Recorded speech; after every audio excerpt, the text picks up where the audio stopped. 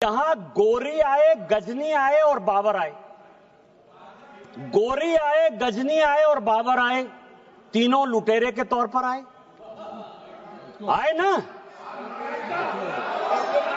आप मानते हो कि नहीं? गोरी को और गजनी को आक्रांता मानते हो कि नहीं मानते हो? और यदि मानते हो तो हिंदुस्तान में सभापति महोदय, हिंदुस्तान में पहले वक्फ की शुरुआत गोरी ने की। यदि गोरी ने की, गोरी ने हिंदुओं के संपत्ति को लूटा और उसी में से 2 विलेज। कहां लिखा है? इतिहास है, इतिहास के पन्ने से आप नहीं लड़ सकते हो। यहां हिंदुस्तान में गोरी ने वक्फ की स्टार्ट की। इस देश में यह वक्फ एक्ट आया कैसे? ये जिन्ना को पाकिस्तान बनाने का जिम्मेवार मानते हैं या नहीं मानते? पहले इन लोगों से ये पूछ लीजिए सर, फिर मैं बोलूंगा। यदि जिन्ना को मानते हैं, ये मैं पेपर लेकर आया हूं सर।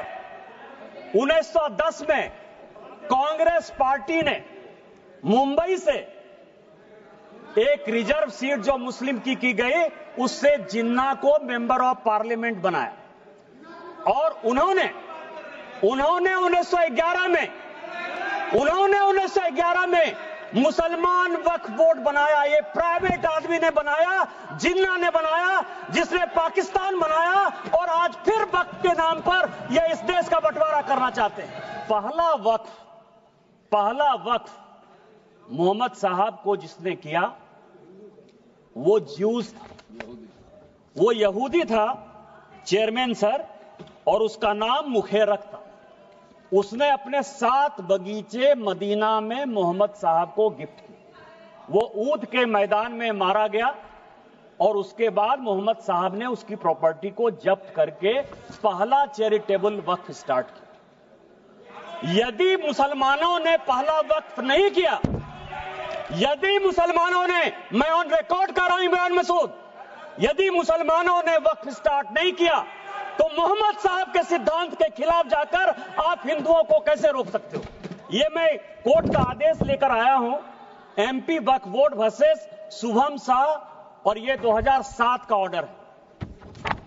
जो भोपाल का मॉस्क है, भोपाल का, जिसको शहंशाहे मालवा कहते, शहंशाहे मालवा, ये राजा होलकर ने दान दिया वक्फ।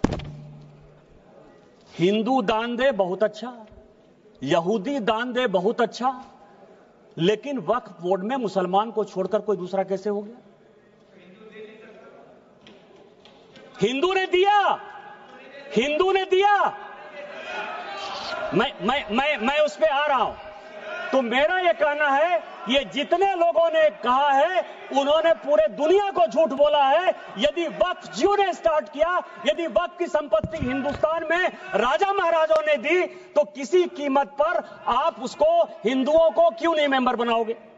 ये जो 1954 का वक्फ एक्ट है, 1952 में सभापति महोदय काजमी साहब लेकर आए, एक प्राइवेट आदमी प्राइवेट बिल लेकर आया, और उसके लिए जब यह बिल पास हो गया तो सेलेक्ट कमेटी बनी, और उस सेलेक्ट कमेटी के जो मेंबर थे, अमजद अली, आप मुसलमानों की बात करते हो, 2 लोगों ने डिसेंट नोट दिया।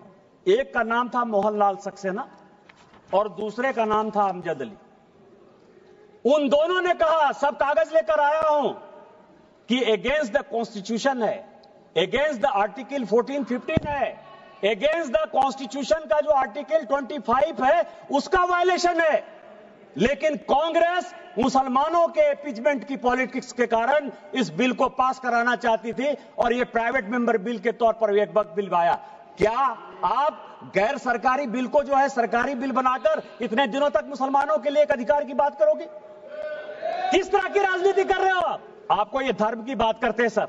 वक्फ ने आईटीसी विंडसर बेंगलोर, ये पूरे समाज को, आईटीसी विंडसर बेंगलोर वक्फ की प्रॉपर्टी है, 5 स्टार होटल को दे दिया।